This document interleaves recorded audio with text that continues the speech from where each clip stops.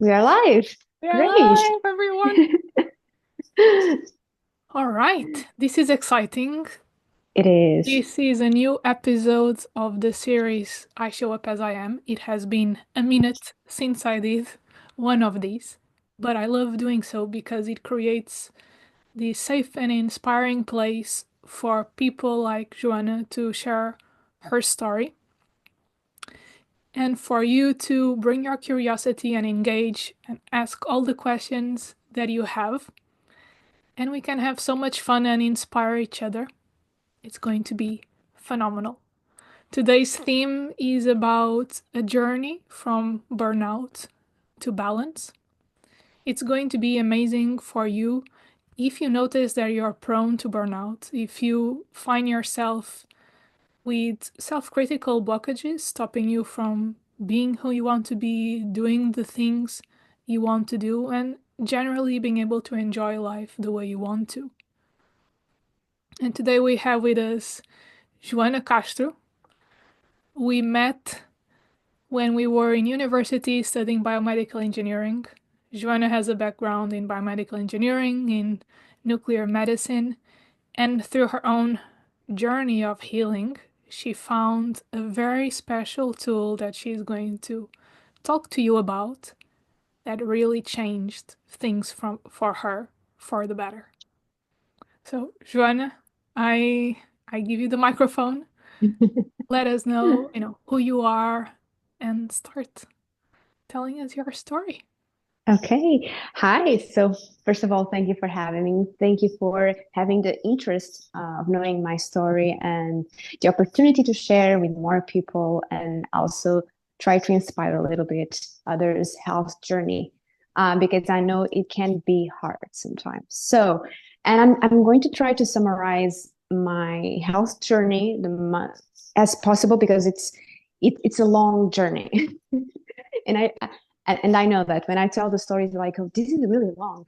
So I'm just trying to summarize the overall journey that I had that led me to here, to this present moment, to all the choices that I made. So um, I consider myself, since I was a teenager, a pretty healthy person. So I was always very obsessed with eating vegan and vegetarian. I tried so many different diets along the years. Um, and when I was 27, 28, more or less, that's when I actually tried a new diet back there. There was microbiotics. And it's very strict diet. And what led me to try that diet actually was something related to already stress. So I was feeling exhausted, and a friend of mine suggested, okay, you can actually try this diet and go to a Chinese medicine doctor and do some acupuncture. And I was like, okay, that's interesting. I never tried that. I don't have anything to lose. Spoiler alert, you can actually have anything to lose.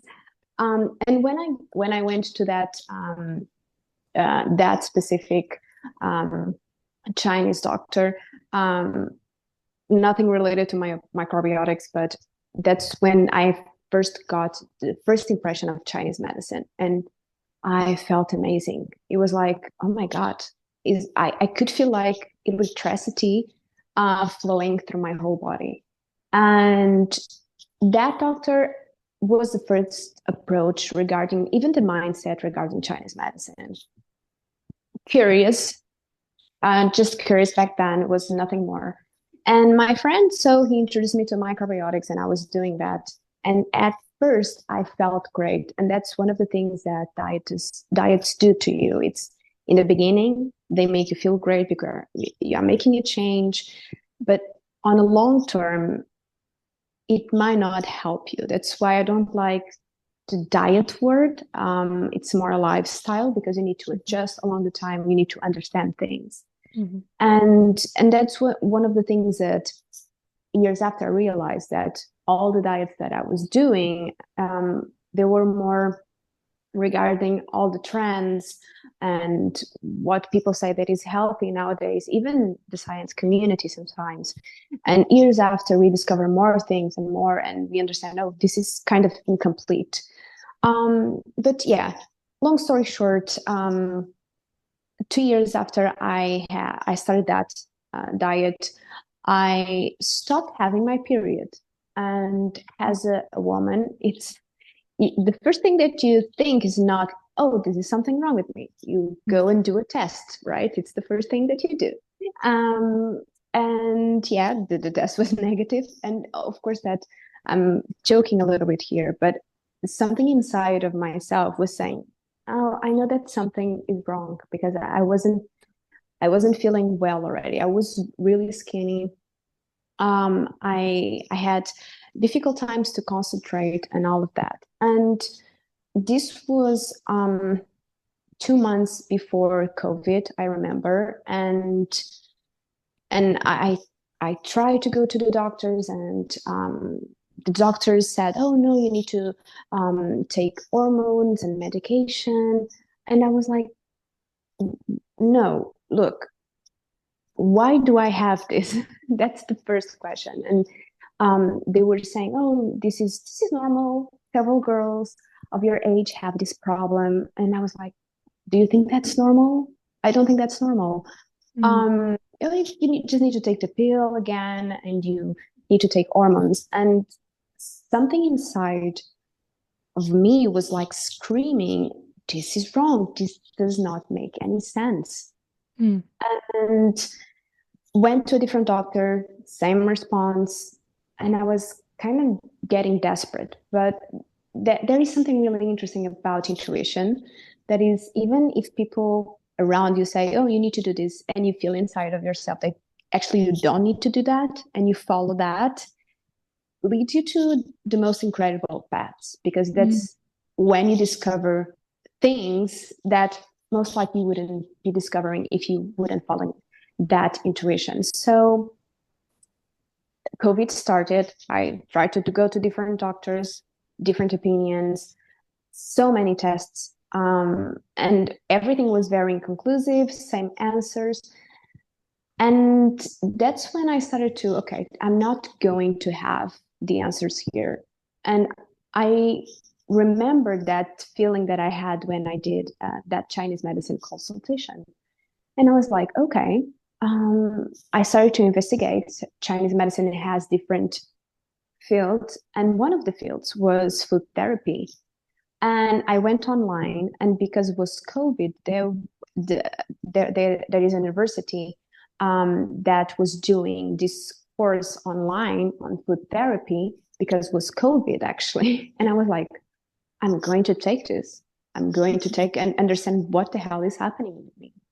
And I remember that that course was so amazing. I would be working throughout the day, and at the end of the day, I would be studying.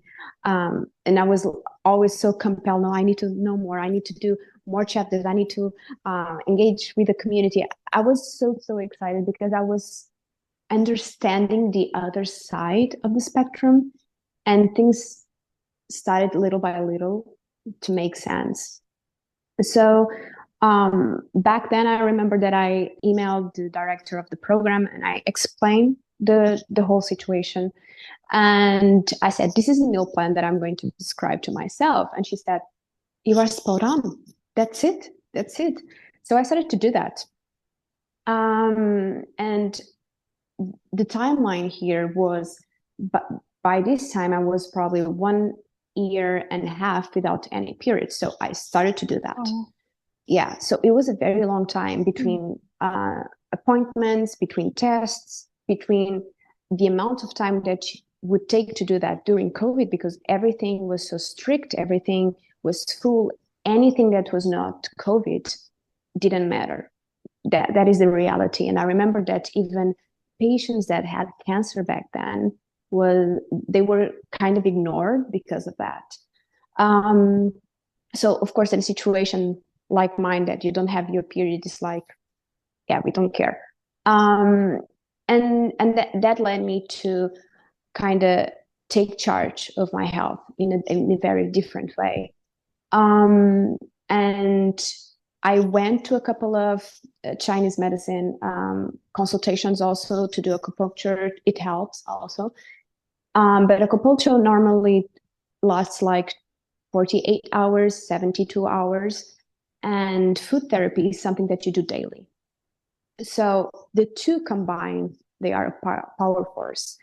And so in 6 months, I was able to recover my period in a natural way. Yeah, and I went to the doctor to do a checkup. The same doctors that said, no, you need to take this and this and this. And I went and everything looks normal. Yeah, you're good. And I was like, I explained what I did. And they were like, oh, they didn't have an explanation. They were like, they didn't even understand, of course, that since I started to study that Eastern side, I got a different perspective and knowledge. And yeah, that was the beginning of my journey with food therapy specifically. And more recently, so a few years go by and I continue to work. And more or less 1 year ago, I was completely overwhelmed with work, some family issues also, and when life just throws balls, and in the beginning you try to escape, like, oh, I got rid of this one. Oh, okay, yeah, okay, this is hard, but I'm going there. But it reached a point that I was not escaping the ball. So I was like, oh my God, I'm feeling so overwhelmed, so exhausted for many different reasons. So I think that I was able to postpone the burnout because I knew how to prevent a couple of things. But you reach a point in life that actually you need to recognize, okay, no, I need a different approach again this time. I need to change things. And in the beginning of the year, that's when I was diagnosed with a severe burnout. And again, I went to the doctor. She diagnosed me with that. I went to the doctor saying my condition already. I said, I believe that I have a burnout. And she confirmed me. And I was, thank you for confirming me. And of course, that she prescribed me medication. And I was really unsure to take the medication again, because I was like, but is that going to solve my problem? And she was like, you would be surprised the amount of people of your age that are taking this. And the pills are the same as somebody that has depression. So I wasn't depressed, I was exhausted, but the way that you treat is the same. Okay. And when she said that, it was scary, and sad at the same time. And I thought, I'm going to resolve this the natural way again. I truly believe that.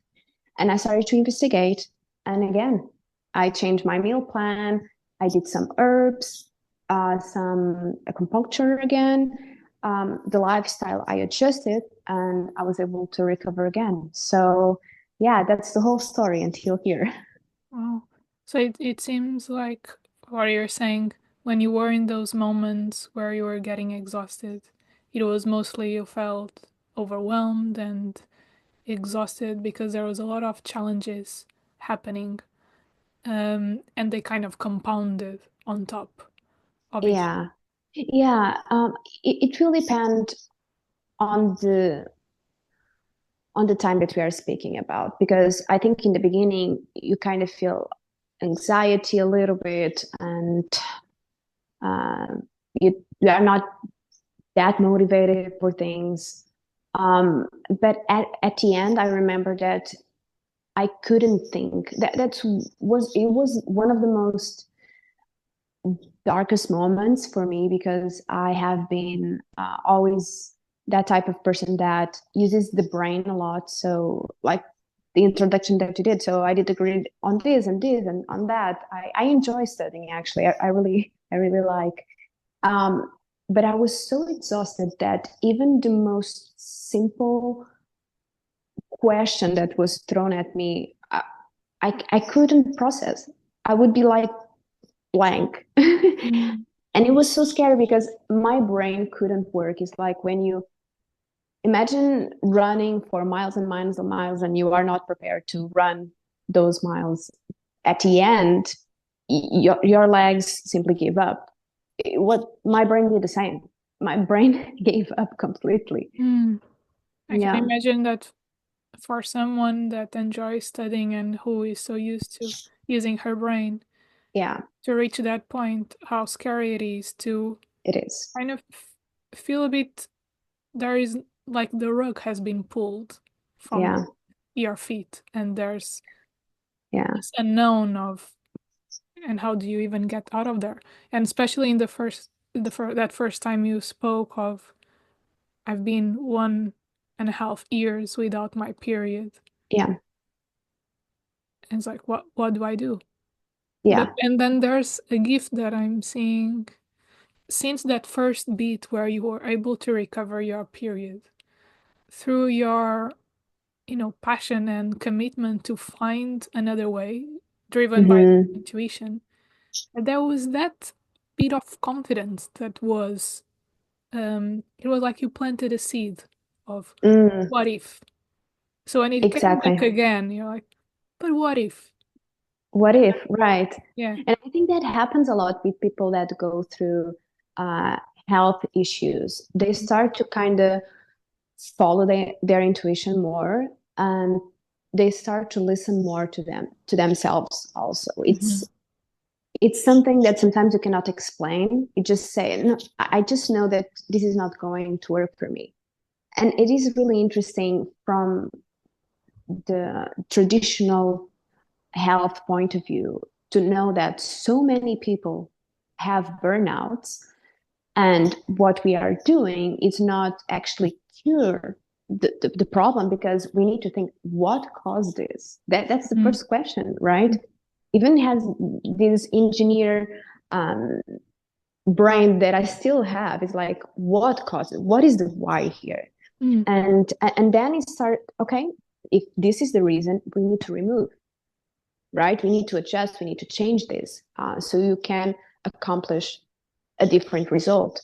And what happens is that doctors prescribe that to people, but they don't change anything. They are just taking the pill. So they are just surviving.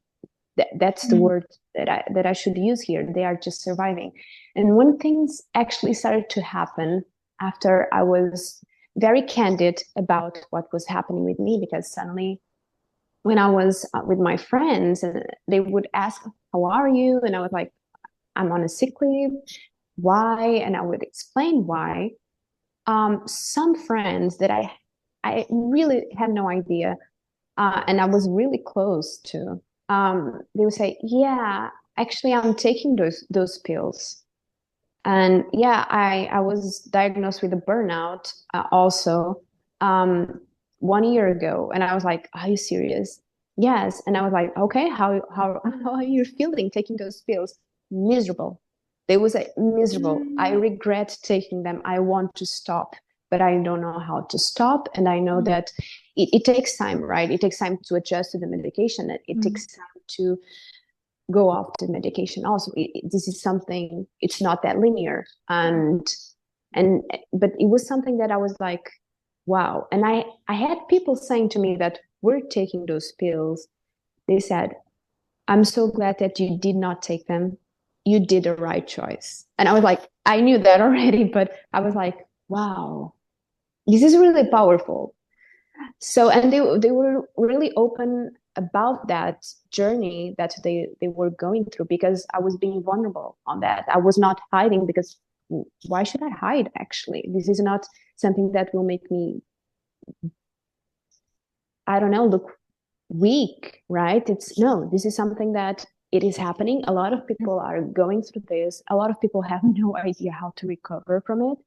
They want to change, but they don't know how to do things, and that's okay. That's okay, because you don't need to know a lot of degrees to know things, right? Sometimes you just need another person to guide you. And yeah. Yes, yes.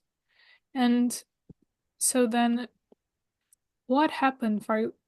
What did you notice the most in terms of changes? Because in the beginning we were talking about the difference of the concept of diet, which can be a short-term thing, versus the Mm-hmm. lifestyle. And you talked about changing things about the way you were doing things in your lifestyle. Mm-hmm. What did you notice that were the patterns that were replaying in your life when you were feeling when you were diagnosed with a burnout or Mm-hmm. until that point versus what do you do right now to be mindful of supporting yourself in a different way? Great question. I think overall, what I was experiencing was um, I was being drained. So the things that I was doing, they were draining me more than fulfilling me. Uh, that's the overall answer that I would give to that because um, and having a burnout, it's a little bit that it's you don't have anything fulfilling you. It's everything goes right, and you feel overwhelmed um, all the time. Now I'm really mindful. It gave me a different perspective in life on on everything. Uh, Part of the recovery was I would sit and do nothing. And that's a challenge, like a real challenge. When I say do nothing, it's not to even think. I even came up with a technique to not think because it's completely normal. You are sitting and you have thoughts coming in, and that's okay. That's normal. But I even developed a technique like if I had thoughts, I would remove them and until I had like a blank space in a good way this time in my brain. And there was one time, this was so weird, but I remember that I was at the sofa and I was not doing anything and I was practicing this already. And I kind of felt like the information that I had in my brain for many, many years and was not serving me anymore was kind of being pulled off, removed through invisible springs. And I was like, oh, I feel lighter now. This feels good. It was weird, I know. But yeah, and nowadays I'm always very attentive to symptoms that I might have. Uh, and this is the power when you recover naturally. So you know that what you feel is what you feel. You are not under medication. So and you have the power to if I'm feeling this, okay, I should do this to improve, or I should turn up or tone down something. I need more energy. Actually, I need to calm down a little bit. This situation is not serving me well. Am I recalling? Am I feeling like I felt before? One of the things that I would feel it would be like anxiety, not the type of one that you cannot move or no, not that one, but I would feel like a heavy weight on my chest, like when you have all the breath hold, you are holding all the breath here in the chest. And yeah, and when you finish something, you kind of have that, and you sigh it. And I was feeling that all the time. Right. Yeah. And if I feel that now, it's like, okay, let's calm down. I'm not feeling that lately, but if for some reason I'm in a situation, I tend to kind of don't take things so seriously. Actually, it's one of the things you put everything in perspective, everything. So it was you gain more awareness of what you also needed Yes, in the moment to be able to spot those subtleties as they are yeah, coming in, so not letting them reach a level where exactly, yeah, um and also it seems like your creativity also tuned in because then you got into the creation of these methods and ways that worked for you to help you, which is quite brilliant.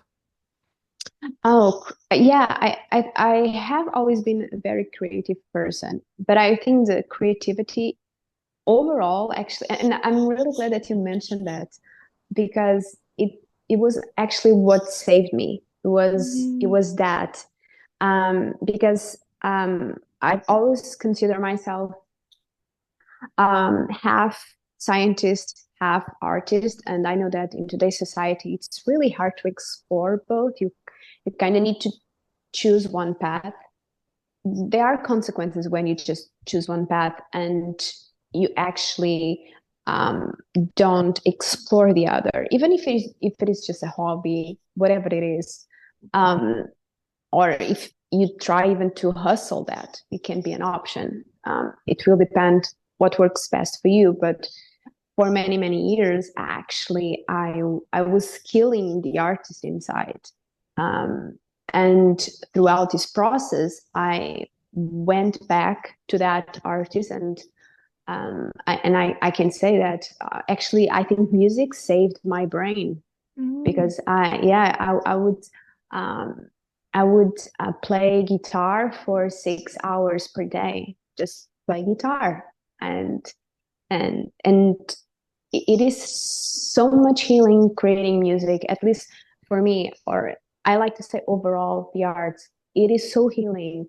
And I think that we tend to overlook the creativity and the healing that can have because most of the things nowadays drain us. And I think art is one of the things that is able to fulfill us a lot, and we should never kill that. Never. Even if you just explore as a hobby, like one of the things that nowadays I do in a very precise way is boundaries. So, and one of the things that I tend to save, it's my moment to create, just to explore art, whatever it is. Even if I want to create a painting, whatever it is, without any criticism, without any expectations, just do it. Because it's a way for you to actually know yourself better. That's the interesting part of art. It's um, you explore things about yourself that you were not expecting to discover, Yeah. and you let things go also. Yeah. Yeah. Yeah. And as you were saying that, as Joana and I were having a very interesting chat for 1 hour before we went live. And as soon as you started talking right now about the boundaries and having space to create, I'm right away thinking of little Joanna making space and time for her performances in the room. Where you also knew this is my Yeah. time, guys. I'm going to Yeah. perform. Do not interrupt. Do not open the door. I'm doing a performance right now, just for the year, but I'm doing. Yeah, and it's really interesting because even that it's not just the creativity that is so connected with the inner child, but it's also your ability to explore and play. Mm-hmm. Because that is that curiosity that led you to wonder what if when someone was telling you this is the way and you was like, but what if? That is playfulness. That's curiosity. That's the inner child Yeah. at play, isn't it? And so I wonder if for the people who are watching now or will watch on replay, please let us know if you're watching live. Say hi. We are waiting for your comments. And if you're watching replay, put hashtag replay. And let us know how has it been for you. Have you spotted any pattern of exhaustion, overwhelm, burnout, patterns that you want to leave behind, that you notice that you need to make some changes? Let us know how it has been for you in the comments. But also, how could they even perceive that, become aware? Because if you had all that journey where now you are very in tune into that, Mm-hmm. how can someone understand in the middle of their busy life? How Mm-hmm. can they spot that they are going in a direction that Yeah. they could perhaps prevent or, do a little bit of a shift? How can Yeah. they spot it? Actually, the answer is quite simple. If it makes you feel good, it's working for you. If it doesn't make you feel good, it is not working for you. It's as simple as that. And I suppose we are very much conditioned to continue on a path even if we don't like it. We are taught Many times. actually to do that. Yeah. Right? We are taught it's something so normal that the ones that pursue something that they love normally are the outcasts. So if you love something and you pursue that dream, you are the outcast. Yes. If you pursue something that you hate, you are part of the pack. It's that's life. Unless the path you choose is very well perceived in terms of status, and it goes along with the society ideals Yeah. of what a worthy or good path is. Yeah, true. But even those, even the innovators like in technology, anyone that pursues technology nowadays, people will clap, right? It's, yeah, right. You are doing the right thing. We are on the AI era, so it's like you will have a future.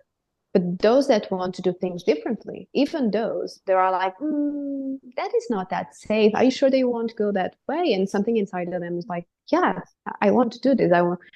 So I think that it can be a little bit tricky on that, but they feel that, no, I feel this is right. And it's not an easy path for them because they are trying to innovate even on that. So I think anyone that actually follows a different path, like you're saying, even if you are in a well-established area, you can encounter that also. Mm. Mm. Yes. And even, there's always this saying of if it's something is worthy, it's hard or it's challenging to achieve. And I'm also a bit against the blank statement of like the simplicity of this statement, Yeah. because I don't agree with it. I think that a lot of times it's just complex because it can be easy as well. And it will have moments where it doesn't feel, as good, and then it improves. But overall, it doesn't need necessarily to be hard in order to be worth it. Yeah. Because Yeah. sometimes the things that come easy to us are also our zone of genius. That's true. I agree with you. I think it's part of the cycle. You know that the cycle will not be the same. In anything that you do, you will have seasons. In anything, in life, in your job, in your dreams, even with your creativity, even during the day, you will have seasons. Yes. And so it's that, so you were saying that the best way to spot if you are going in a direction that might lead to that exhaustion and burnout Yeah, is if you are consistently feeling like what you're doing doesn't feel right. exactly. And it's really connected with what you were saying about the inner child. So if you tell a child, kid, look, do this. And if they do not want to do that, like, I don't want, they will reply, I don't want to do that. Or if they are excited, they will jump, they will smile. Yeah, let's do that. So it is as simple as that. So if something has the same effect on you, so if you are excited for do something, you will feel it. You will, oh, I want to have this call, or I want to have this meeting, I want to talk with that person, I want to go on that trip, I want to do this project. And the same you will feel on the opposite side, right? Like, oh, I don't want to have this meeting. Oh, I don't have the patience to even talk with this person. I don't want to go to that dinner. It is as simple as that. And even if you have that conceived mindset that, oh, but you have to, it's like, I'm going to be a little bit controversial here, but imagine that it is about family, and you go to those dinners that actually you hate, and I see I saw this happening a lot in the past. Like, oh, I need to go and have dinner with my family, but I don't have the patience. And they spend like 2 to 3 hours there. And when they came back, they are like, oh, it was awful. They already knew that it would be bad. They went. Like the whole story that you are telling, it's not healthy. And because, oh, but it's family. It's like, but is it killing you? Is it making you sad? That's the question that you need to make. It's because sometimes you need to break the cycle. It is really hard. I'm not going to lie. It's extremely hard to break the cycle. But once you break it, actually, everything becomes easier. And yeah, that's my overall advice for that specific situation. Mm-hmm. If it feels right, you will feel it. If it is wrong, you will feel it. Mm-hmm. So in a simple way to make sure that Yeah. there is space Mm-hmm. in the day, at least if people are in a situation where they don't have the privilege to leave completely the situation they're in or make a big change, to make Yeah. space in their day for Yeah. things that bring them joy and that light their Mm-hmm. soul a little bit on fire. Yeah. Yeah. 100%. And so what led you to then start working with people with food Okay. therapy? With food therapy, it was not programmed like at all. So, like I said, I started my sick leave on January, and um, in the middle of the recovery, I started to feel better, and I was like, I'm going to document things that are actually helping me this time, and I wanted to organize everything, you know. But something in the back of my mind started to create like this serious thing at the same time, like, no, I'm going to do a site. I'm going to actually share my experience. I'm going um to create this probably more wellness innovator part of food therapy, because not a lot of people talk about food therapy. They talk about holistic food and holistic life and wellness overall, but I think, and I truly see this happening, food therapy is extremely overlooked. Um, and because when we talk about food therapy, we have the nutritional value 100%. It's really important to know the minerals, the vitamins, if it is a protein, if it's carbs, of course. But then we have the other side. And I always give this metaphor that it's like a coin. You need the two sides of the coin to be a valid currency. And the same thing for food therapy. So you have the nutritional value on one side. On the other side, you have the food energetics. And here I'm introducing a new concept that is very common if you go to China, Japan. This is something that is part of their culture, but on the Western side, is not that common. So, and for them, it's actually the same. For them, maybe speaking about carbs and proteins, it's not that common. It's more like, is it going to actually give you more energy, less energy?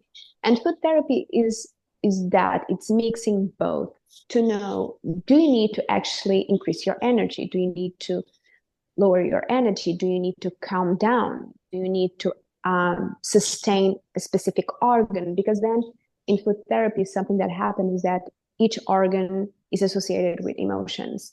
And when you have an emotion, you are draining that organ. So you need to actually nourish that organ again. So you need to know how to do that. And yeah, it's really powerful.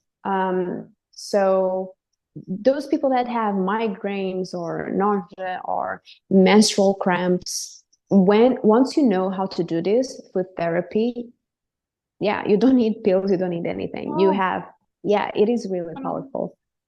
Yeah, and it's not really explored. And I started to think, I'm going to do this in a very calm way. I'm going to start this site, and I'm going to share this. And this was when I was on sick leave. And I remember that on July, my my sick leave ended, and I had to return to work.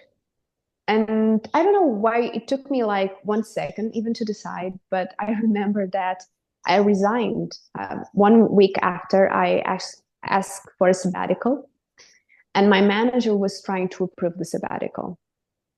And actually, my whole team back then was amazing. But something inside of myself was like, I don't think that I want to come back right now. I think that I need to explore this even more, because during that path, people were asking me advices. So people that I was actually speaking with, they were, oh, what can I do with this? What can I do with that? And even before having the burnout, because the knowledge that I had treating the absence of my period, they would say, oh, I have bad digestion. I'm nauseous. What can I do? And I will be the go person, like, you need to eat this, you need to drink this. And they were, oh, it didn't actually work. And during this time that I had a lot of time to reflect, I was like, maybe I should explore this. And I was kind of not sure, but at the same time, sure.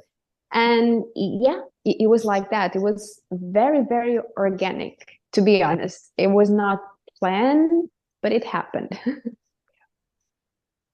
So it seems like your journey of recovery opened you a lot to this part of your purpose.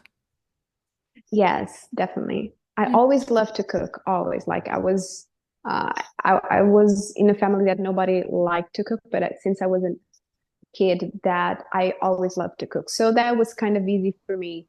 Um, but yeah, it was, like you said, I think that I rediscovered one part of my purpose. Yeah. And what is the best thing about, having discovered this support and this hope in food therapy and having been able to heal yourself? Mm-hmm. If you think about your life right now, what is Mm-hmm. the feeling that dominates this Mm-hmm. new chapter that it was so different from Mm. before? Oh, good question. I would say empowerment. Empowerment. Yeah. Mm. I think the word is empower. I feel empowered. I feel the empowerment that food gives me, and yeah, the capacity that it gives me also to control things, Mm.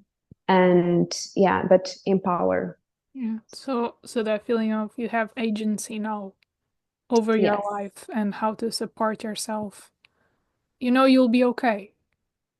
Basically, yes. this feeling of self-trust And also. not even just for myself, I can empower others. That's Mm. something really interesting. It's that we, and it's completely natural, it's survival. We think, okay, now I can do this for myself. But if you have somebody, a friend or family member that actually need this help, you will be able to support them also, right? It's not just you. So it's kind of this win-win situation. Yeah. So you went from that feeling of being overwhelmed and, you know, like really knowing maybe a little bit of helplessness. I mean, you Oh, had the totally. time where Yes. to that confidence and the feeling of empowerment and also fulfilled because now you also could share it with others. Yeah, it gives me a lot of joy when I work with someone that I see that is precisely on that same situation. They tried, you have different patterns, but one pattern is they try different things, nothing worked.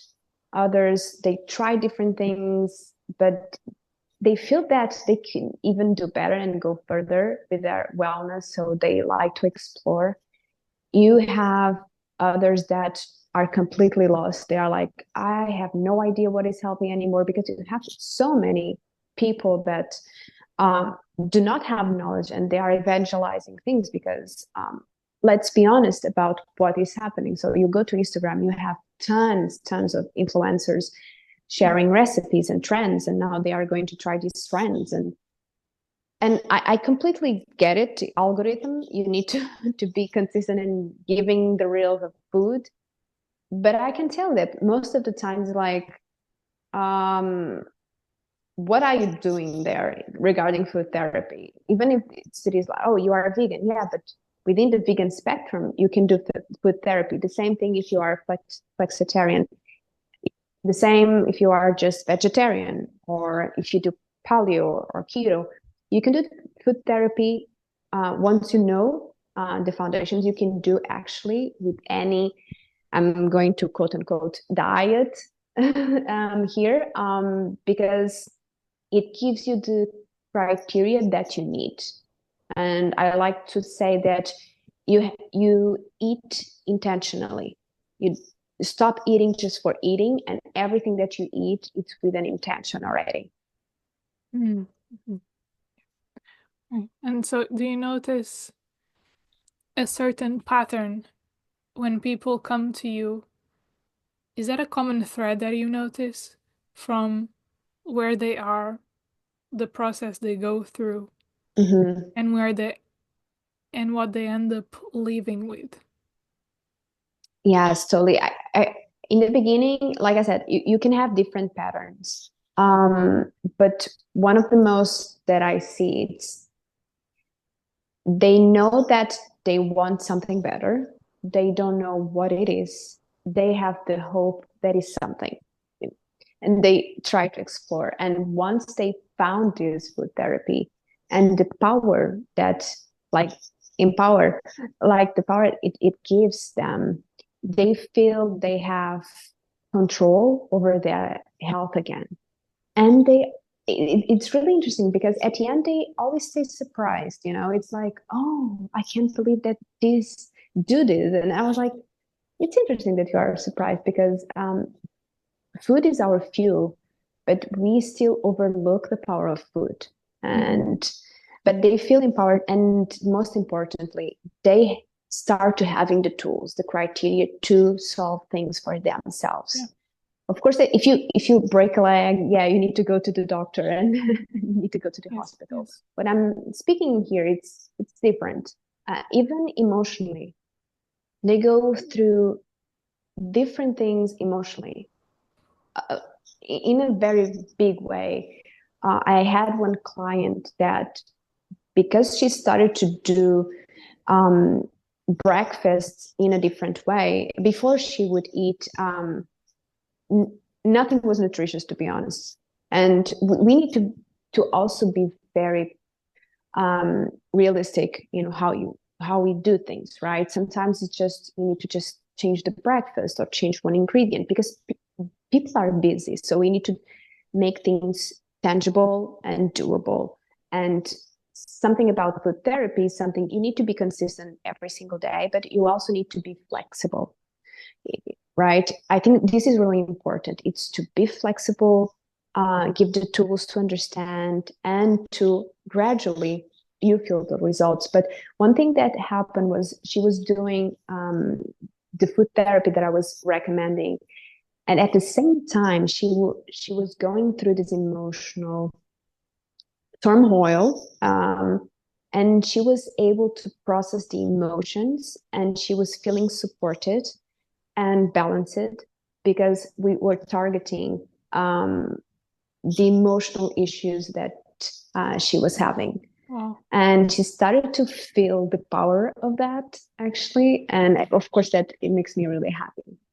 Wow. So it's like you see the emotions that your client comes in, and you know Yeah. the organ that is connected and the foods that Yes. support this organ.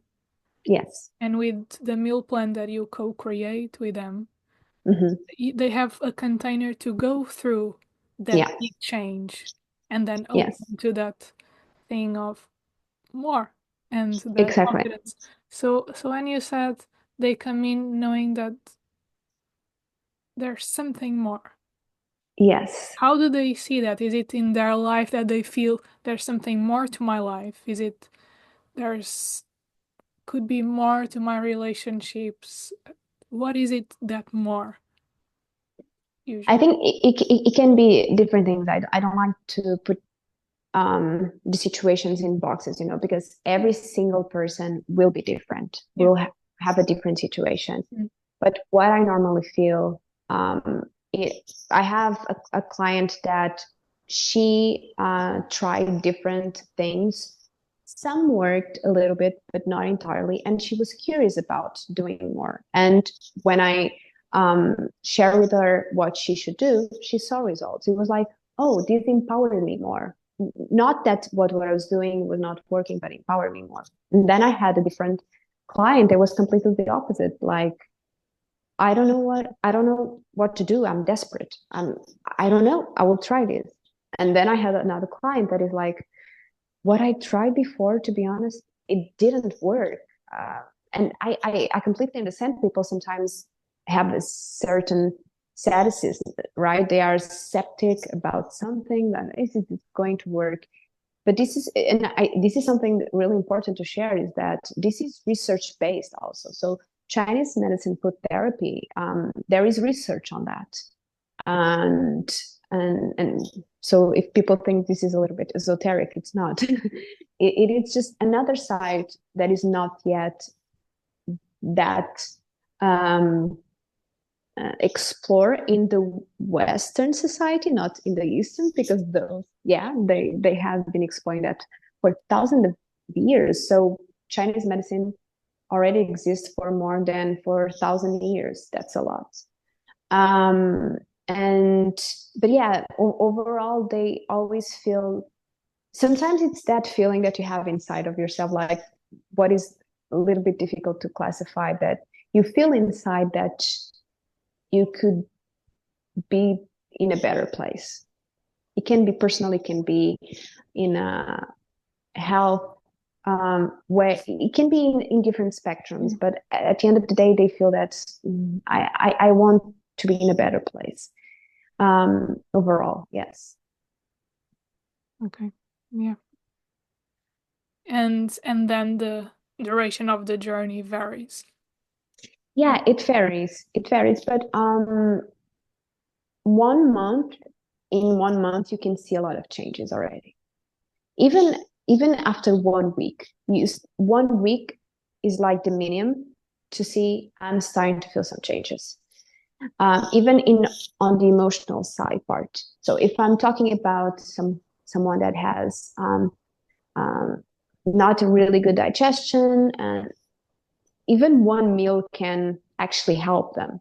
I can give them one specific meal and they will be like, oh, yeah, I ate that and I was completely okay. But overall, to have sustainable results, because I like that part, something that is sustainable, something that you don't consider a diet, but it's a lifestyle. And I say that is a lifestyle because it's life, and you can go out with friends and have this and have that and know how to return to your balance. This is the most important part for me, because I completely understand that, oh, but sometimes I like to go out with my friends and do this. Sometimes I miss that. Does that mean that I will not be able to ever taste that food or drink that drink ever again? No, it doesn't mean that. It's simply, I will give you the tools for you to go back to balance. Of course, when you are in that healing process, it can vary from 1 month. In 1 month, you will see amazing results already. Very, very sustainable results, actually. It can go further, like for my case, when I had the absence of my period, it was 6 months. So healing naturally. So I don't think that's even much. Now thinking about it, it's 6 months is nothing, right? And it can vary, of course, but 1 month for certain people start to feel already changes. Even if it is just, I feel better, that's enough already. I feel better. And if it's something more complicated, it will take more months to see more results. But really important is it gives you the tools to go back to balance. So you don't feel lost, like, what the hell am I going to do to go back to how I was feeling because I was feeling okay already? No, you will know how to do it. Yeah. And for many people, it's also, I think, important to say that a lot of people don't even have the reference of what it's like to feel better. Yeah, Because, that baseline, isn't right? it? Because they've been either for too long with something that they didn't even know they were experiencing, Yeah. that they have forgotten what it's like to be without. But also, some people have gone through really difficult things and they don't have a reference point of a time in their life where Yes. that kind of feeling good happened. So to be able to rediscover that with Hmm. curiosity, it's like what is possible. True. Um, 100%. and I know that you support people very closely. So Hmm. that's also makes, I assume, people feel very safe to put that trust in you because they can go there, ask questions, and they can co-create this space with you um, consistently within this month or however long they choose to continue working.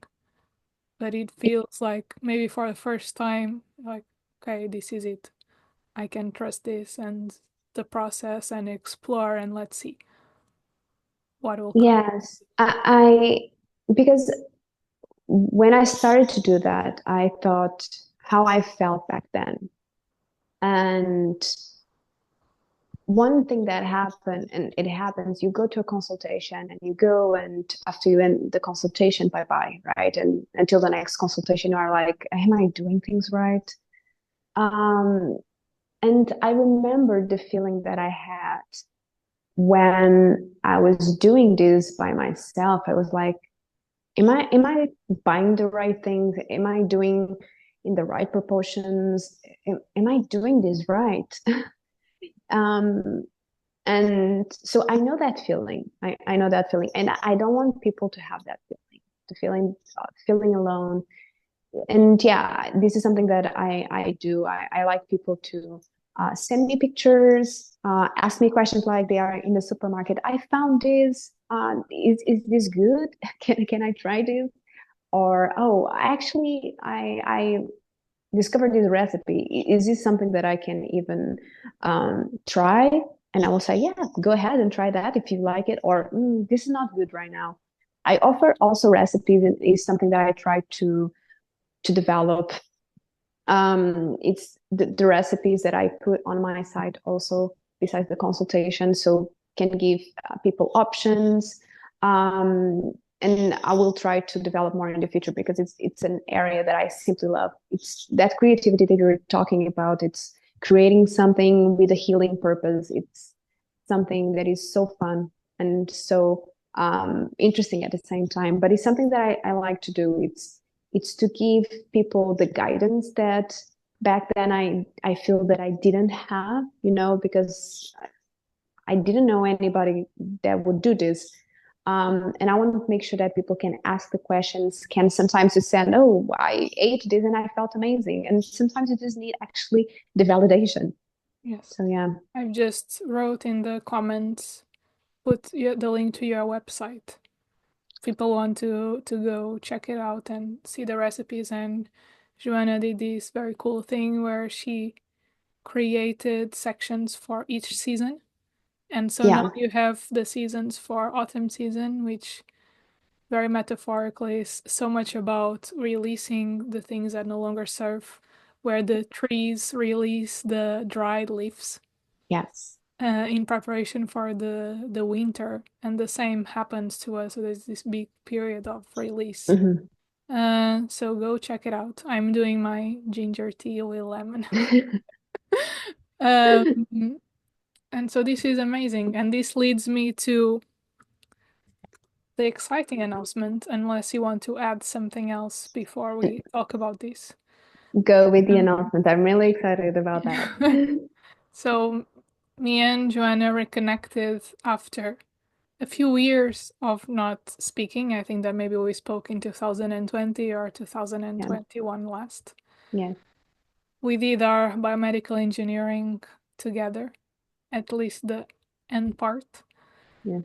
And here we are meeting again. And when we connected because we were very curious to see how both of our approaches could combine so that we could offer you an experience that would be that much more powerful and well-rounded.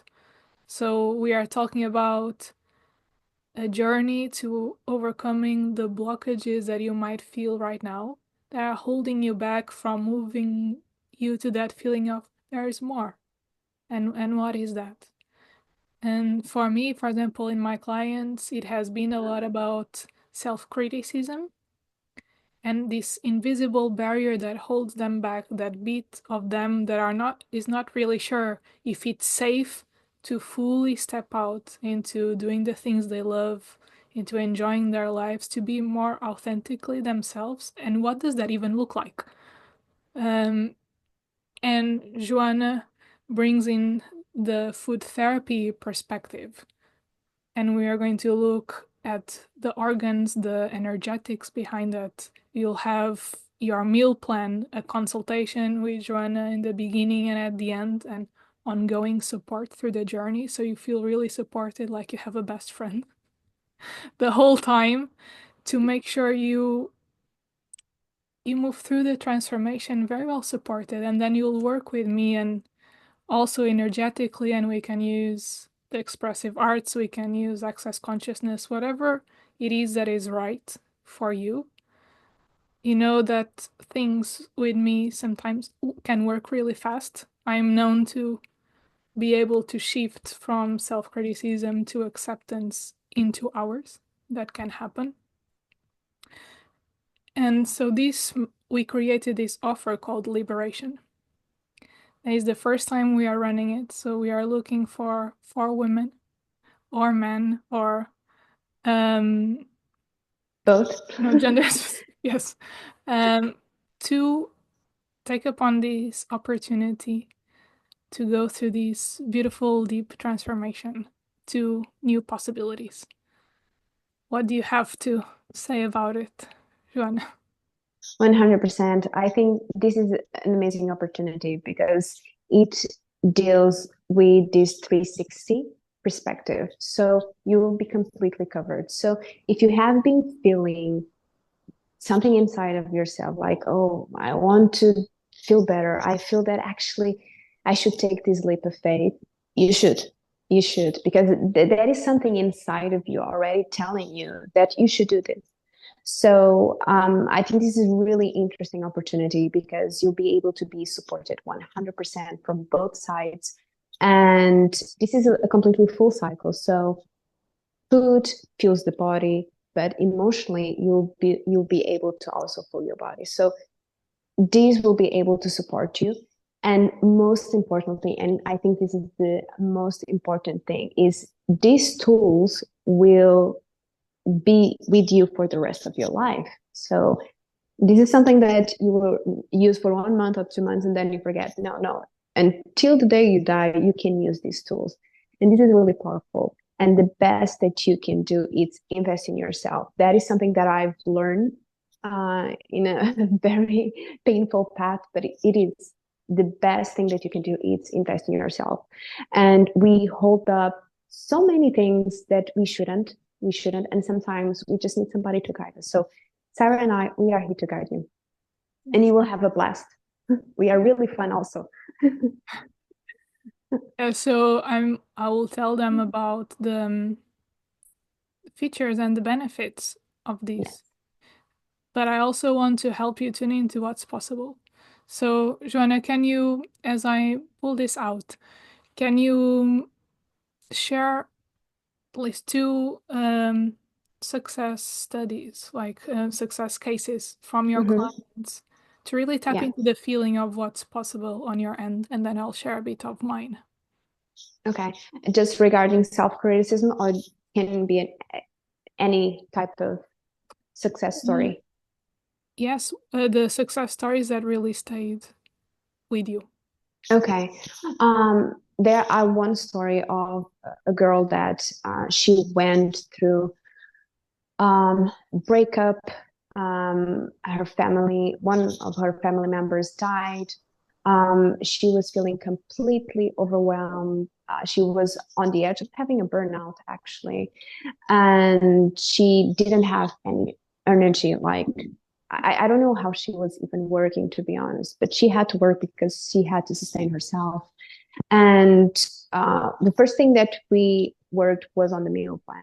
And for me, the most important thing was the breakfast. So the way that you start your day, it's how it's going to set you the rest of your day. So we start with the breakfast, very small changes, very sustainable changes also, because she was really busy. She had this complete schedule, and something that she could do quick, something that would actually calm her down, something that I wanted to make sure for her was to make that spirit to be calmer and feel nourished. When you eat something and you feel that's inside of yourself, you're feeling a hug. And this was right after 1 week, she was able to feel more balanced, calmer, and she was able to go to the next steps of healing. And even she decided to do some therapy also, and she decided to return to dancing. She said, dancing is helping me a lot, but I keep doing this breakfast and some teas that are recommended, some blends that are recommended. So this is one of successful stories that it stays with me, to be honest. She went through a complete transformation, and it's beautiful to see from the outside. Another is this is a woman that she was going through menopause, and she was feeling all the symptoms. She was a little bit desperate. She was, but I eat healthy, I do exercise, I'm doing everything that I have been doing my whole life. I don't know why it's not working. And actually, I replied that because you have been doing what you have done but from your entire life. And when women have menopause, it's very specific. So you need to nourish different organs. And we were able to adjust what she was eating, give the appropriate food, and she stopped to have the hot flashes. She started to sleep better because it was one of the things that was concerning her. She had insomnia. She would always feel really hot, mood changes, and we addressed that. So two different examples, two different ages, completely different ages, different situations also. Mm. Yeah, that's really awesome and so powerful. And you know what? I was just thinking that sometimes just the fact that we are diving deep into a particular journey and we put our attention into the transformation, we become aware of the subtle changes. Because even if in the past we sometimes were guided to the foods that might help us, maybe we overlook it. But when we are really focused on this journey and being guided by someone like you, suddenly you start noticing the impact that it has, and you probably get very in tune with your body too and what it needs and how to make these shifts. And Yes, it's like an avalanche. You just need to start, and the rest will happen organically. And I see that happening a lot. So people just start doing and changing their meals. They start to feel better. And with time, they say, oh, now I'm actually doing this also, and I'm treating this. And their life changes gradually to a better place. It's something when you are outside, you see that happening very organically. And I don't know if they realize that things are connected, but are so connected. Yeah, absolutely. And there's a big link that we wanted also to discuss about the burnout and self-criticism. Do you find that it's a lot of times at the origin of burnout to generate a pattern that little by little goes there, or is it? It can be. It can be. You have different origins to have a burnout, but definitely if you tend to be a person with a lot of self-criticism, yes, because you will tend to overwork even more, even better. Nothing is enough. And that means that you are draining yourself even more, even more, even more, until you reach the point that your body and it will scream and will say, let's stop. And that's the worst part. It's when the body says, I need to stop, and you don't have control. The body is the one that is taking charge. So definitely that it can be one of the causes. Mm-hmm. Yeah. And for me, in terms of success stories, as someone who went from hating her reflection in the mirror and wanting to hide and being afraid of the spotlight, I kept projecting onto everyone in the audience the thoughts of who does she think she is, or she looks ridiculous. My inner critic was present in all the people, and shame was very much deep rooted in me. Mm-hmm. And so my journey has been one of setting myself free. And in that journey, it was a lot about rediscovering who I was,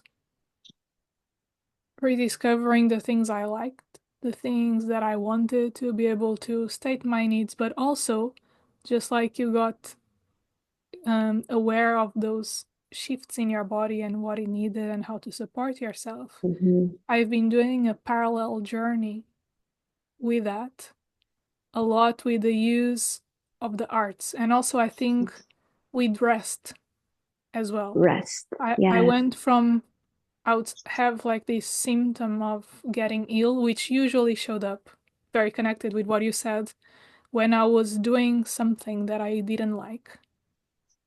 And even with doing that, I still gave 110%. And I knew that every time I'm doing something like that, I'll get to the point where I get ill. Mm-hmm. And it's almost like I need to get to that point, or I had to get to that point to change something, or to have to call in sick because now I'm ill. And then I would feel this helplessness of I'm ill, like, what do I do? Yes. Because when I was younger, I would take over a month to recover from a cold that would become a chest infection It's a or lot. more. Yeah. Yeah. And so for me, the sign of cold was terrifying because Yeah. I could not recover. It was a trigger. And now I'm very in the opposite side because, for example, for me, propolis drops work like it's my best friend. Mm. Even if I don't feel it, or even I start to feel it, I put it in hot water the night before. I know that I'll recover for the next day. That and echinacea have been my two really Really good powerful. friends. Yes. Yes. But I I started noticing it, but I can only notice it when I'm in a space to pause. Yes. If I have that space to pause, and especially that has been a benefit of doing my business, is that I have control over my schedule. And Mm-hmm. I have the trust that if I sleep a bit more, my body will find its way towards wellness. Because I can feel when I'm stepping out of, Yes. not Sleep is only so because of important. that, yeah, but because of that. And and I've been doing these things with the arts where I used to be so afraid of expressing myself through dance for a Mm-hmm. certain period of my life. And it was really sad because dance was my bubble of expression when I was little. So to lose that, it created a big emptiness inside and a lot of grief. Like it was sad. Yeah. Suddenly, I just felt petrified under the spotlight. And I felt like I had to perform like someone else in order for it to be enough. I could Mm. not discover or tap into how I actually wanted to move, which was such a big metaphor in terms of who am I as a person? Yeah. How do I express myself from a path of people pleasing, of complete disconnection, of my body being numbed out, Yeah. and to make my decisions to please someone else time and time again until my days became so dark and it felt like every day was the same. I was going through the motions, like there was Yeah. light at the end of the tunnel, Mm-hmm. until salsa found me and salsa turned on the light switch, and then it was such a drastic comparison. But I digress. The point is, during my journey of recovery, I found this way of started putting music on, and then I close my eyes, and then I call my soul in, and I give full permission for my soul to express itself through me. And then I just pay attention. And I notice, do I want to stay still? Does my shoulder want to do this? And I Mm-hmm. spend the whole song just noticing, how is my body wanting to move? And which beat? And what would happen if I did this? And so suddenly I'm in this space of I'm not performing for someone else. Mm-hmm. I'm discovering where I am in this present moment, and I am allowing my body to lead the way. And I've had a moment where I woke up with this huge back pain that used to set me in a spiral. And one day I just sat in bed and I just called in my soul and just, I don't know what to do. You show me the way. And I started moving my body in such a way. It was so strange because I would never think of doing those movements at all. Mm-hmm. But at some point it was gone. The back That's pain was gone. amazing. It just disappeared. And so now, for example, with the work that I do, I started focusing a lot in terms of people falling in love with who they see in the mirror. Because I Mm-hmm. discovered that the mirror is more than the physical image or if or your perception of your external beauty. Okay. It's actually the reflection of the bits of ourselves that have been suppressed and that we are ashamed of. And Wow, that's amazing. yeah, and so that's what we see. Yeah. Because it wouldn't be possible for me to arrive in Canada to pursue makeup artistry and without changing anything about my face, discovering that I was actually beautiful. So without changing anything, how do I go from only seeing flaws and criticizing the person looking back at me Mm-hmm. to saying, wow, you actually look good? Something deeper needs to happen. Yeah. And so I started going deeper into this because I wanted to bring people the same results. And and I was surrounded by this world of filters and of of people feeling so vulnerable in camera and Mm-hmm. not enough in their own skin. Cases of women who go into relationships and they go to sleep with makeup on because Wow. their partners can't see them without it. So Wow. I'm not talking anymore about makeup as a vehicle of self-expression, which is how I see it. I'm Yes. talking it as a coping strategy. And I never had that coping strategy. I had many others, like the people pleasing and Mm-hmm. being the nice girl. And in Portugal, you don't see makeup coming in so early in life, at least at our time. I think Yeah, I in know. schools, it's not something, but It in was really Canada and other, natural, yeah, but in right? Canada Natural and other, makes, yeah. exactly. But in Canada and other places that I've been in, it starts very early. Wow.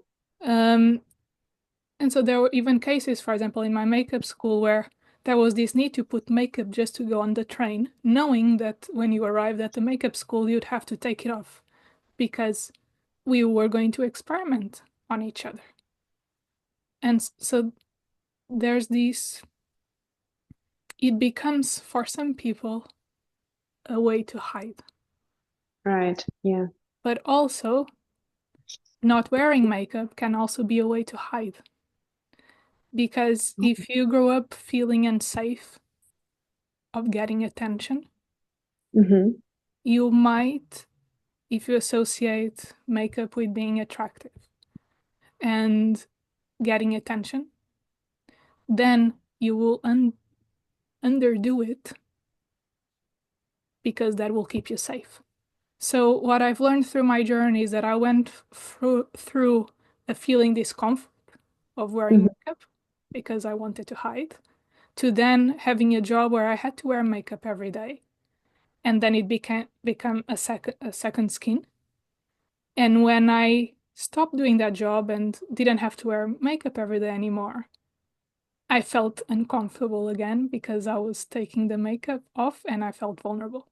So then I started seeing things like in an unusual way because all my classmates went through the same course, but no one had the same journey as me.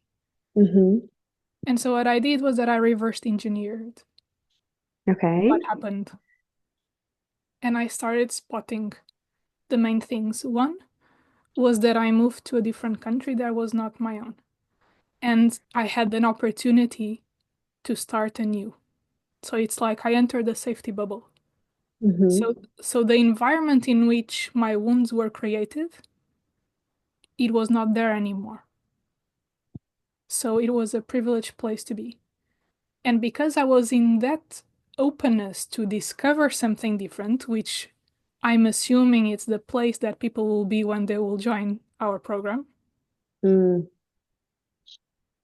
I was open to the transformation. And when I arrived at that school, I was learning a tool that relied on me looking in the mirror and observing my face objectively.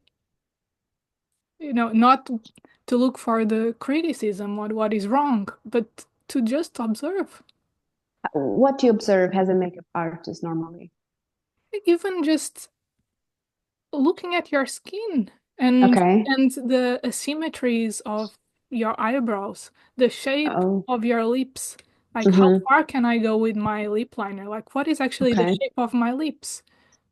When I look at it and I want to bring balance, what do I need to do? It's spending time with your face in a way Mm-hmm. that many people don't.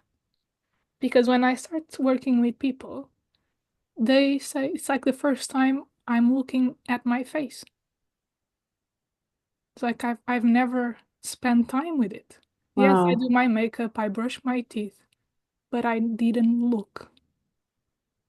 And then I started noticing, so I connect the dots. So Mm-hmm. it's entering that bubble. It's when I entered that environment, I had to spend time with my face in the mirror. Mm-hmm. The people that were around me were not bullies. They were super supportive and uplifting, and they gave me compliments, and they meant it. So then there was praise. Someone was showing me my beauty. And for the first time in my life, I allowed myself to use compliments instead of something that I needed to avoid and protect myself from. Because the thing about self criticism is that a lot of people are afraid of compassion. So instead of saying thank you, they'll say, oh, yes, I did this and I did that. They have to justify or create Mm-hmm. a diversion to avoid Yeah. the discomfort of being told something that is so different from their identity and the pain that they have experienced. Mm-hmm. So then it's easy to bond through criticism and pain than it is to be in the presence of love and confidence. Because then you need to be seen, right? Yes. And Yeah. it's vulnerable. Yeah. And then you tap into the pain and that trigger of those moments in the past and where Yes. that didn't happen. And then as children, especially if it happened around that time from figures that were supposed to protect you, and love you, if it came from those figures, then you might make the decision, it is my fault. Because it's so difficult to look at these people and think it's actually not the right thing to do. Yeah. So it's easier in order to control the environment and to feel safer to make it your problem, because then you can solve it. So then the critical mind, the self-criticism, is born as a coping strategy to protect your vulnerability and make sure you're not shamed again.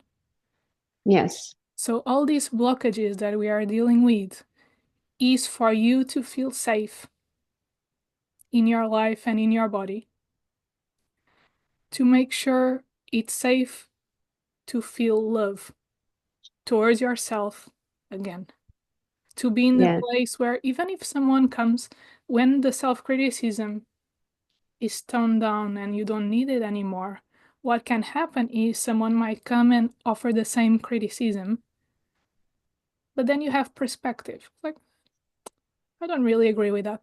And so it just doesn't stick. But Yeah, as exactly. children, we are like these sponges and we. Yeah, we are. I think that even as adults, we tend to be sponges also. But what you said, that journey. What happened is you decided to retain the power and take off the power that others had Yeah. over you, And I right? It's didn't like, realize I was doing it. yeah, it's It like you are not going to have this power anymore. I'm the one that will decide if I yeah, like this or not, because you are allowed to not like a feature, but it's like it is what I have. I can do, I can appreciate it, right? yes, yes. And it happened. It was when it happened, it was very quick because I remember looking, yeah, maybe they are right. Maybe, my eyebrows are quite good and my skin is good and the apples of my cheeks, like, wow.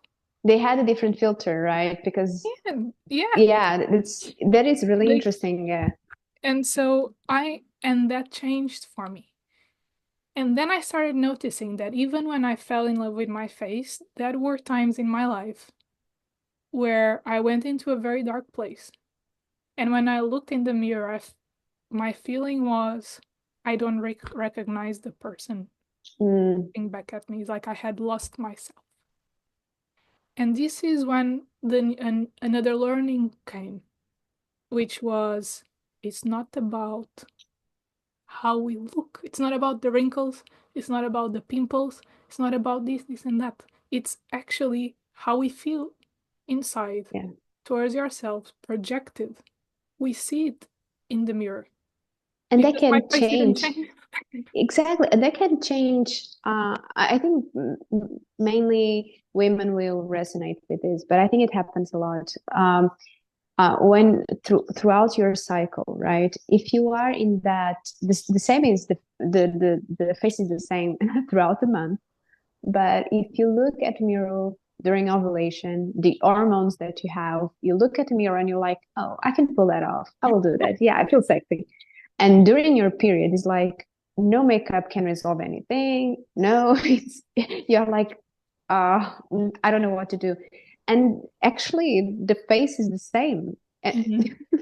So it's Yes. the perspective that you have. Of course, hormones here are going to play in women. We have that. It's know how to play with them also, but it's not to be um, it's to be in charge also, not the hormones in charge of yourself. It's also to be in charge of your hormones, right? Because if you think something good, you produce different hormones. So this is a cycle that is really interesting. So what you're saying over there is really powerful. You can control what are you going to release to your blood and what hormones are going to Mhm. be released, and that is really interesting. Mm. But that's science also. Yeah. But right now, there is not really a moment where I look in the mirror, no matter the stage in my cycle, that I feel ugly. It's so powerful. I Yes. just, I know that I'm beautiful. no matter those stages, or even with those emotional times where I felt like I had lost myself, the feeling, it was not the criticism. I don't have the criticism. You accept yourself. It's I healed the aspects that were Mm-hmm. mirrored back at me that led to that dependence in external Right. factors. And so when I work with women, we work at the root cause. And so we work with the inner critic, we work with that fear of being vulnerable again. And what happens a lot of times is that afterwards they see themselves through the eyes of acceptance. Mm-hmm. And when they do that, suddenly there are no flaws. And suddenly they're quirky beats, maybe they even have beauty. And in just 2 hours, that's amazing. It's like, wow. It was mind blowing, and that's why I started looking more at that. But then something became apparent is that people come and they might say, I want to do live videos, I want to take pictures for my business, and I feel too vulnerable. I would like to Yeah. be more visible. Mm-hmm. But the criticism just I'm looking at myself and I hate what I see. Or I Mm-hmm. feel like I need to do makeup and the hair and the nails in order to be able to even show up. Mm-hmm. And what they find is they're in a child. So it's there's this pattern of women who felt like they were in an inner prison. They had Mm-hmm. to grow up too fast. These are people, usually they are creative inside. And so their Mm-hmm. creativity has been stifled. When they come in, and they release a lot of the self-critical blockages. For some people, it works in stages. For others, I've seen people entering with body shame and feeling ugly from one side, okay from the other, and releasing completely the body shame to the point they feel beautiful from all angles. That's an extreme case of, in that moment, that's what they need. Mm-hmm. And there's had a case of body dysmorphia where there's a breakthrough that consists of I can see little beauty here. Mm-hmm. So it's it's broad. It depends on where you are, if you are ready or if you're not ready. If you Mm-hmm. need to look at more things around it to create safety, to open to a new chapter, because we have gains in staying in their other chapter. It might be that we feel that when we feel beautiful and overcome certain things, we will not keep the relationship and we are afraid of being alone. Right. Or maybe And when we put ourselves out there, there will be success and we are afraid of succeeding. you were saying that most people tend to be creative. That's really interesting, that pattern. Yeah, Most of them are creative. that's Why do you because think that happens that? because that's my promised people. I went through my own journey of retrieving my creative expression and my freedom of doing so, and that happened a lot as I was healing this thing with the mirror. Mm-hmm. And it intensified after, because then I released my ability to be seen dancing to the point that I performed in front of 50 people and I felt like I was dancing on my own. And it was improvised. I didn't um, plan a choreography Mm-hmm. in stages. So naturally, the people I'll attract are people that will want the things that I've learned. So I have a very, and I think everyone has this, I have a very specific blueprint. My presence heals others just by being. Mm. And I will attract the people that needs my medicine, my gifts. Yeah. And this has been my journey. And so my biggest, one of the keys to my success and my gifts is to create spaces where people feel very safe, Mm-hmm. drop that guard, and Yeah. go deep into their healing journey and find acceptance in places that they were afraid of Mm. even going Wow. and looking. And so this is what we do. We turn around that wound of not being enough, and they see the truth that was already there without having to change anything. And I think that when you are in a place of that confidence, and it's more of inner peace, I'm at peace with my image. I think that neutrality is very powerful, and it's not to be underestimated. Is to go back to a time where legs were legs and the nose was a nose. It doesn't need to be I love my nose, but it's like it's a nose. Yeah, you can Not breathe. for this ugly nose. It's a nose. Yeah. I have a nose, and I don't even think about it. It's all about perspective, right? When we think about, you were saying most people are really creative, and when you look at, for instance, a painter is going to paint the face, right? And even those that tend to exaggerate one part of the body, just that's the way they paint. That can actually it can become a trademark and something that can be appreciated. And suddenly it's something that you really hate, like your nose, you hate it, but somebody painted that and it's like, oh, Yeah. but this nose is magical, it's amazing. You start to Yes. look, oh, and people start to Yeah. saying that, and you start to believe it on that. Yeah. That's the thing. It's um be careful with the people that surround you. At the end of the day, it's also that. It's like, Yeah. Yeah. because if you, like I said, you change your environment, and the environment that you were in the second part of your life, let's talk like this, in the second part of your life was safe. You felt that in some way you let it go, everything that was like, this is part of my past, I don't want to be part of this new chapter, and allow yourself even to be more vulnerable, and to most likely don't judge yourself, because something dies so you could reborn in a different way also. Yes. I think Yes. it's And when you asked about the creativity, another reason is because we are working at the root and we are healing inner child wounds. That also means that people retrieve the gifts of the inner child, which are about freedom, yeah. authenticity, creativity, playfulness, innocence, their ability to wonder, their ability Mm-hmm. to explore. Yes. And and so they retrieve a lot of that. In fact, a lot of women just say, I want to play. I just feel like now I want to dance.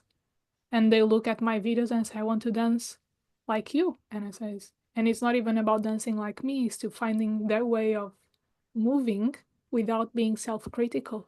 Yeah. Because now they came out of hiding and now they want the next beat. And so naturally, this is the thread that I've noticed that for me is it's really about the moving from this state of criticism into one of acceptance, Yeah. and the rest blossoms. And don't care what others think. It's Yes, like yeah. and you might care sometimes because we are humans, but it's about, when you don't have that self-perception anymore, Mm-hmm. it doesn't stick. You can Mm. see it from a different perspective. For example, one of the things that was criticized about me when I was little was my hair. For some reason, that never stick because I've always loved my hair. There you go. But my face, I believed it. It only took 2 times, for me to Really. be fully, yeah, to believe that I was ugly. And I, you know, and it became a fact to me, but my hair just didn't stick for some But reason. your hair is part of your face. Yeah, I have no explanation why I was so uh, strong about I love my hair and I don't care what you think. Why my face, why I believe that about Yeah. my face and not my hair. But right now, if someone criticizing something about my face, which really doesn't happen, uh, Why is like what situation somebody would like come to you? I don't uh, like this or that. It's like yeah, when you step into social media and you mm, start putting yourself out there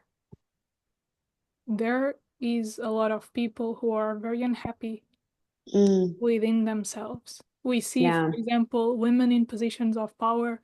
We see Mm-hmm. celebrities, and there's so many people commenting on pictures of celebrities as they age to tell them Yeah. that they should do something because they look old, or that they should lose weight, or this, and that. For example, Pamela Anderson now is in a phase that she doesn't want to wear makeup. Sometimes she might wear it, but she's enjoying her bare face. You go into the comments. Even she went, I don't know if it was a red carpet, but it was this big event, and Mm-hmm. she didn't wear any makeup. All the way in the comments, she was criticized by women. You should be wearing makeup. You shouldn't be showing up like that. What's wrong with putting a little makeup on? Have you looked at your hair? Like, loads. And I'm thinking, where do you have to be within yourself to write that in a Yeah. place where another person will see and feel that impact of Right. Yeah. words? And so I'm always telling my clients, have you ever seen a confident person bringing someone else down? I think a confident person will not even consider if you are wearing makeup or not. It's like, are you okay? How are you feeling? I don't know. It's like, Exactly. is it important that you don't want to wear makeup? There are so many layers underneath that. I think that, I don't want to say this, but yeah, I would think like this, like the person doesn't want to wear makeup, doesn't like makeup. It's allowed to not like makeup. Not everyone likes. Yes. It should be used like something to empower you, like an artistic way. It's like, oh, I can put this, I can feel more like this. That's empowerment. I think that's really good, but it will not diminish who you are. It's like if I take off this makeup, I'm completely fine. We can do a live without no makeup. It's like we can do that, like Yes. taking off makeup. Yes. Um, but it can be a skin problem. The person cannot wear makeup, right? Yes. It can also be that. But I don't think that's so. There are so many things that in my head, for instance, would pop up that I would not think about it. So indeed, those people most likely those are the ones they need help in a more serious way. There is something that while ago somebody told me this, and this was one of the most smartest sentence that I ever heard, that the people that seek power are surrounded by people that need even more help. Mm. It's like people that seek um, uh, help and they tend to cure something or work on something, that they are surrounded by people normally that even need more help. Mm. Yeah, I said the sentence wrong. Interesting. Is I was like, That's I interesting. think I have my blood sugar low by then because I mixed the sentence here. But yes, so it is really interesting when you analyze. So people that seek help for something, they want to empower themselves better. Normally, not the stage that they are at after. That's when they go through that journey that they let go what no longer serves the stage before, but when they have something inside of Mm. themselves, like I want to feel better. I want more with my life. I want to accomplish more within myself. When people start to have that and they look around the people that surround them, they need more help even. And when they go, they cross the pond, um, and they look back, they will see that most likely they will not even identify themselves with those people that they were dealing before, and naturally they let them go off. That Mm. is when I heard that, it took me a while to understand that. I was like, that's really interesting. So um, sometimes we are mirroring uh, the problems, and that happens a lot to the neurons that we have. I think sometimes people are projecting what they think about themselves to others, right? And some people have an easiest way to internalize. what others are feeling. That can also happen. Some people are more sensitive to that, and they internalize that and they feel, oh, I have this problem, and actually you don't. Yes, yes. And as you move to the other side of the pond, you also Yeah, become a beacon of light to others. You true. show others what is possible Yeah, just by the way you lead yourself and the choices you make. And yeah, the more you accept yourself, yeah, the more you accept others. that's true. And and this is the powerful work in groups, is that we will find the roles of our family within the groups we become part of. Yes, that's hardcore psychology. Yes. Yes, that's one of the things I was learning, and why groups can be so anxiety provoking. They do bring Mm, up a lot, and so to so this journey of being more visible mm, and a lot, and feeling comfortable with being seen in your true state, without the coping strategies and the mask. yeah, It's a very deep one, and not for the faint-hearted. It's yeah, it's true. a tough one. So to go back to our offer, so to just clarify once again, it's 1 month. We'll start together. You'll have a self-assessment form that is really designed for you to get very clear on how you're feeling right now. What do you want to achieve? How would your life look like as you move through this journey, so that we know, me and Joana will know how to guide you in the best way and support you in the best way, but also to help you reflect with the right questions.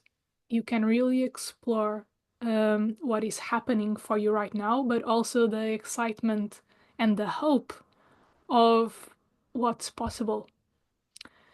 And then we go into, you'll have a session with Joana. You'll start with a 90 minutes session, right? And so it's Yeah, really about starting your personal assessment with Joana, that is committed to help you achieve your sense of balance, which means really diving deep into your personal food and nutrition story. So it's a yeah, space for you to express any issues you might have, how they affect you, so she can identify the best approach for you. And she'll share with you a personalized plan applying the tools of food therapy that will include personal nutrition, lifestyle action plans, meal suggestions, recipes, shopping lists, and meal prepping recommendations. You'll have access 24/7. Well, not when Joanna is I will sleep. enjoying her time and sleeping. But you'll have ongoing support through Messenger, so you feel really safe to address this and start making deep and long lasting changes and Yeah, build your confidence. So you'll have someone to bounce your ideas with, those recipes, everything that Joanna was saying in the beginning, any concern? any concerns. You'll have me also, we'll have 2 sessions of 90 minutes. If you see what I can help people do in 2 hours when they're ready, we'll have 2 sessions together of 90 minutes where we are going to look and at those blockages, those invisible barriers that are now holding you back from that version that you know is possible. And we are going to look at it in a very intuitive way. Depending on what you need, we may use the expressive arts, which is very gentle and gives very powerful awareness, and it's fun at the same time. We can use energy healing and connect you with your body too. So, where are these blockages sitting? What do they really need? What do you need to be aware of? And receiving gifts from these bits of you that have been afraid of being seen in their authentic expression. And so you'll rediscover who you are, at your core, you start becoming your own guiding system, your own compass. You will know how to tune into yourself and get those answers for yourself at any other point in your life. But most of all, you'll start feeling better. You'll start feeling lighter. You'll start feeling more open to yourself, to life. Because right now, you are here listening to this and you stay this long because you know you are at the point where there's more to you and to your life than you are currently accepting. And so these sessions is all about resolving the things, the debris that is still in the way for you to feel safe to really step into it. And so we'll have 2 sessions to really explore this. We can see based on what you need if they will be in the first 2 weeks or feel like a little bit more space to process.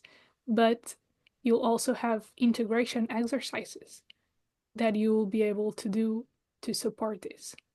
And you'll have the support of Joana to really make sure that your organs and energetically your body is being supported in releasing and welcoming all these changes as you go through them.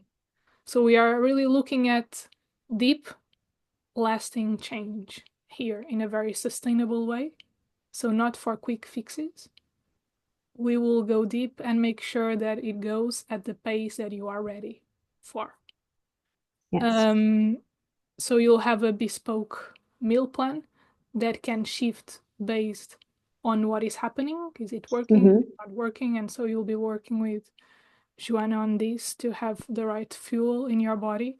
And because Joana knows that everyone is unique and the right food for you is a superpower. So I agree. Yeah. And it can change. And you can change. And you'll have lifetime access to the recordings. So when you talk with Joana and you get all these insights and all this wisdom and recommendations, you'll be able to later on go back to the recordings, listen to it again. You can listen to our healings again. Every time you listen, you get further healing. And it's just amazing. I really recommend people to listen back to the healings they've experienced. You'll have a workbook to go deeper into topics, to journal as you go through this journey. Because guess what? Just like for me and Joana, who have acquired so much wisdom through our healing journey, which became so much part of our purpose, what if you too find something in your journey that will be a key to share with others later? What are you going to discover? I would be excited about that. Really excited. Yeah. Sharing is knowledge. Yeah, and then you'll have another session with Joana 1 month after the first consultation, and you will address your ongoing process. You will reflect on what has worked and improved and the things that still need healing, and you'll continue to adjust the food to fuel your body properly. Yes. Right. And then you'll have a final assessment form. This is a case study, so we are really looking for people who are co-creating this with us. So we are interested in your feedback about your experience of the program. If you could, we are interested in seeing also a testimonial of your progress to see how we can improve, how we can build upon it, and then help even more people after that. So that's a bit of an expectation from us, is that you'll co-create this a little bit with us and you'll commit to giving us active and honest feedback. So you'll have a final assessment form, and this will be amazing because you'll see in a very tangible way how far you've come. Yeah. All the things that you've learned, and it's just really amazing to see the difference, because sometimes when you are in it, you might be so much into the change that you lose track of your bravery, of your commitment, of your courage, and you'll get to see it all that at that point. So this is really for people who are ready to open up for more within And themselves. within And the you will feel so proud when you do the testimonial. You will feel so proud of how far you've come. And that will even give you more strength to continue that path. That's something that we tend to say, and it's quite amazing. It's quite beautiful. It is something that you will always look back and be proud of you. You will never regret doing that. Yeah, so if you are a person who knows that there's something more available to you that you'd like to tap into and you'd like our help to help you get there by tapping into your knowing and supporting you with food therapy and the organs and getting all that knowledge to use that afterwards as well, and working with me to go deep into those blockages, whatever they come from, so that you can start right now. If this is you, you will love this program. We're calling it Liberation. This is 1 month and is just 397 pounds for an investment. Is there anything you'd like to say, Joana? I just like to add one thing, that is, this is something, it doesn't matter what you do in your life, because this type of liberation can happen if you work in finance, if you work on cosmetics, if you work with your image, if you do not work with your image. It can work with everyone, because sometimes we have this criticism that we have been talking about, and it's like, oh, I would love to be an investor, but I don't know how to take the next step. I don't have the energy to take the next step. Oh, people, I will not be ready for this. And this is a lot of things. This is food therapy and the self-criticism working, or it can be something related to the image. So there are so many layers of self-criticism. Yes. And this is for so many people. And so it's like Sara said, it's like you are not going to regret it. And when you look back to how far you've come, you will continue to go even further and further and further. And that's how you achieve what you want in life. It's doing this little by little by little. Yes.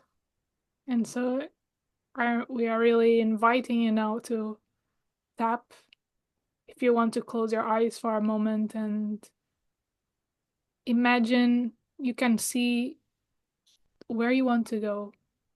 And even if it's foggy still, maybe there's a feeling or a knowing connected to it. Imagine that chapter that you've been living until now, gently closing, just for a moment, entertain this thought. And you can imagine that invisible barrier that has been there. And imagine it gently being wrapped in love, in this energy of love. So this very fluffy and safe energy. And just for a moment, just invite it to just step aside and step into that space. How does that feel like? What is possible for you? That is the feeling. And that is already available within you. The only thing we are doing is helping you feel safe to live it. That's what we're going to do in that month.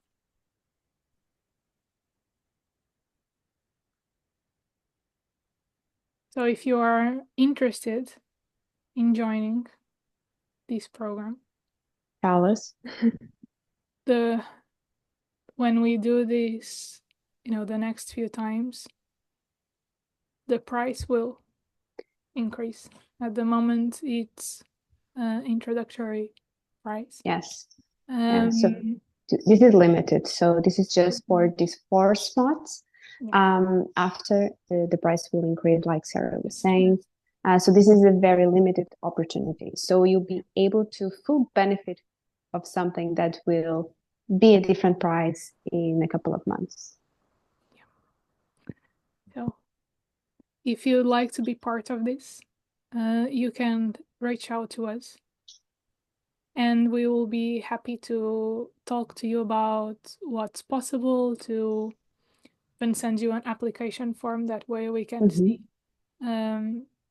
if if we are the best people to support you, if this is the best move for you. And we are really open to hear back from you and super excited. Yes, very excited. Yeah. And we promise that you will be worth it. We are not saying this just because we have been through this, so we know what it's like. And we have been working with a lot of people that had amazing results, and now we are joining forces. And this is pure math. If we have 100 plus 100 in it, the final one, 100 success in one side and 100 success on the other side. So we only expect it will work even better for you, because it is like we said in the beginning, is a 360 approach. And most important, you will be able to use this for the rest of your life. Okay, this is something that it will support you, and whenever you need, you just need to go back to what you learned, and you can use it. So thank you so much for being in this call and watching this call. So yeah, say something, and we'll love to work with you. Yes, and let us know what was your big takeaway from Yes. watching this conversation. Leave us your thoughts alongside what you heard. We would love to have a chat with you in the comments. Yeah. Thank you so much for your time. Thank you. Episode. Thank you, Joana, as well. Have a lovely evening.